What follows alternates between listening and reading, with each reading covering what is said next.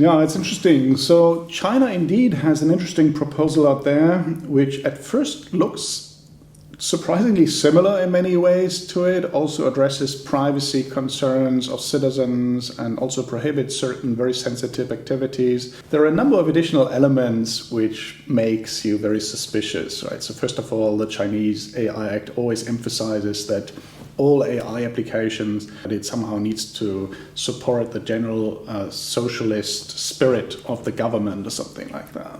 Or there's no possibility for AI to subvert the current government, for example. Those applications would be immediately banned. And the second important thing is to know is that the Chinese regulation really only address AI in its use by private sector, right? So it does not prohibit any use of AI by the government itself, which is maybe the most important difference to the European approach. On America, there is something like a draft Bill of Rights, something like that, and certain other ideas that are floating around. So we cannot be sure yet. There is a certain discussion around doing something in the United States as well, which probably will be much more business friendly, less prohibitive, less restrictive than the AI Act.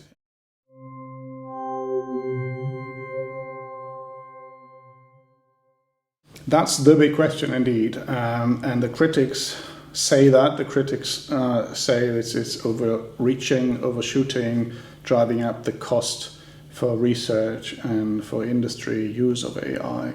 So it is a very difficult balance that we need to strike between ensuring, of course, the safe application of AI and fostering and allowing innovation to happen. And it will undoubtedly drive up the cost of doing business in this field in Europe. And many firms will think twice of whether they will make their AI application applicable, available in the European Union.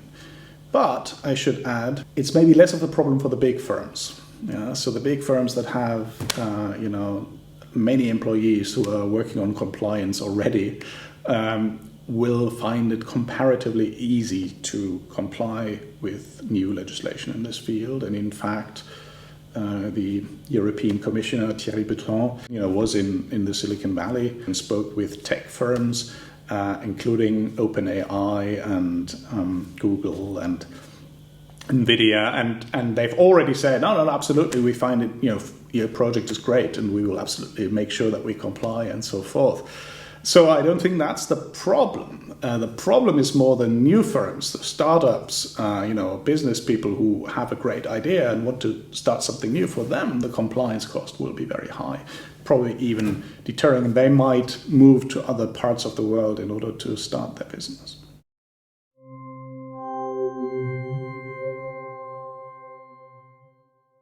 A regulatory sandbox is an idea to not set anything in stone in the law, but to allow a legal system to develop in partnership with new technology firms. A sandbox is like a tested environment where you can test new business ideas. Firms get into very close dialogue with supervisors, with regulators. They learn about the legal framework for their business, where the problems are, what they need to address. Supervisors learn about how the new technology develops and works, and where potential concerns for society are. So it's like a win-win situation in that it's a dialogue-based system and a mutual learning process between the two sides. And what's great about it is that it's a dynamic system, so unlike the AI Act, which is highly problematic because once it's there, it's been set in stone, a sandbox is a dynamic environment that can quickly develop and be adjusted over time. And secondly, it's a great tool to foster innovation because it reduces the time to market that new firms have to face going through the regulatory jungle before their new idea can eventually see daylight and being put onto the market. So it is a new way of doing law, if you like, a new regulatory tool that's been very successful in, for example, in facilitating fintech. London was the big first sandbox hub and is now the leading fintech place in the world, thanks to the ecosystem that they created through this sandbox. And I believe that a true sandbox, where regulators really sit together with new firms and discuss solutions, problems, innovative ideas, would be a wonderful opportunity for Europe to put forward.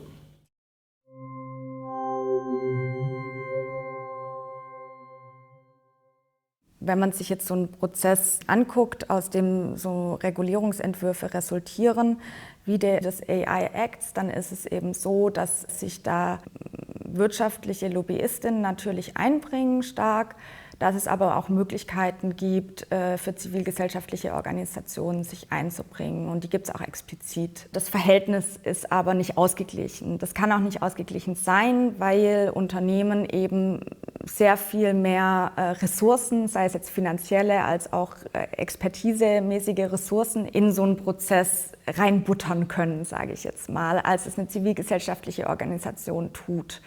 Und da wäre es schon wünschenswert, eben auch vor allem wenn es dann auch in die Verhandlung oder Entwicklung von diesen harmonisierten Normen geht, dass man versucht, die zivilgesellschaftlichen Positionen noch ein bisschen stärker eben zu integrieren, und weil die eben schon ein Stück weit auch für BürgerInnen stehen oder für Menschen, die zu bestimmten marginalisierten Gruppen gehören, nicht der Dominanzgesellschaft, sage ich jetzt mal, angehören und bestimmte betroffenen Sichtweisen besser repräsentieren können oder nochmal darstellen können. Und das ist, glaube ich, auch sehr wichtig.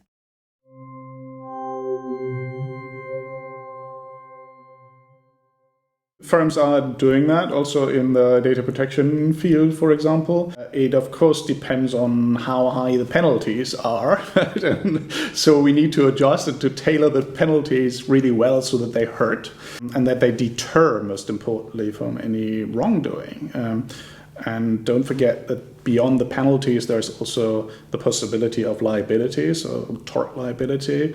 The European Union also preparing a separate act on AI liability next to the AI Act. So taking together those two things, you have potential legal risk for big firms.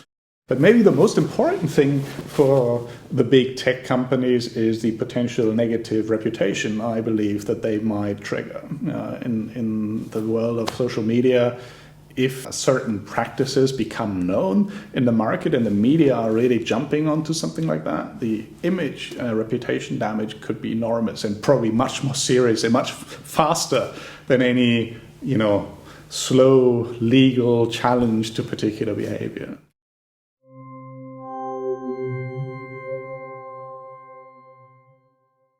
Menschen, die jetzt zum Beispiel Rassismus schon mal erlebt haben oder andere Diskriminierungsformen erlebt haben, die haben das nicht ein-, zweimal in ihrem Leben erlebt, sondern die erleben das in ihrem Alltag total häufig. Und solange es diese Formen des Umgangs gibt und der Benachteiligung und der Chancenungleichheit, in unserer Gesellschaft werden wir nicht dahin kommen, mit einer Regulierung dieses Problem in Bezug auf KI-Modelle zu lösen. Und das zeigt uns dann nochmal ganz deutlich, dass eben Technik nicht losgelöst von Menschen gedacht werden kann und KI-Modelle erst recht nicht. Und da kommt man dann vielleicht zur Besonderheit im Zusammenhang von KI-Modellen und Diskriminierungsformen, dass die noch weniger zu erkennen und zu durchschauen sind und auch schwieriger nachzuweisen sind und dass sie eben durch den Einsatz von Modellen, die zu diskriminierenden Ergebnissen kommen, dass die dann eben nicht einen Menschen betreffen, sondern sehr viele Menschen, weil sie eben darauf ausgelegt sind, massenhaft Ergebnisse zu produzieren. Das führt dann, wenn man sich die Frage stellt, ob der AI Act vor solchen Dingen ausreichend schützen kann, automatisch relativ schnell zu der Antwort Nein. Auch weil diese Aspekte zwar in den Erwägungsgründen sowas wie Fairness erwähnt werden, aber eben in den genaueren Maßnahmen oder genaueren Regulierungen keine Rolle mehr spielen. In der Regulierung des AI-Acts könnte sicherlich noch geschraubt werden, dass bestimmte Informations- und Auskunftsrechte auch für BürgerInnen gestärkt werden, aber da muss auch an anderen Stellen was passieren, auch auf einer Regulierungsebene. Da gibt es gerade von zivilgesellschaftlichen Organisationen eben Forderungen, auch das AGG, das Allgemeine Gleichstellungsgesetz, anzupassen, dahingehend, dass eben Menschen nicht mehr ihre persönliche Benachteiligung nachweisen müssen zum Beispiel, sondern auch eine strukturelle Benachteiligung als Klagegrund sozusagen zugelassen ist und auch, dass sowas wie Verbandsklagerechte gibt, also dass nicht eine einzelne Person Wissen und Leistung erbringen muss, um in diesem Zusammenhang eine Benachteiligung nachzuweisen, sondern dass es eben auch über gewisse Organisationsstrukturen möglich ist.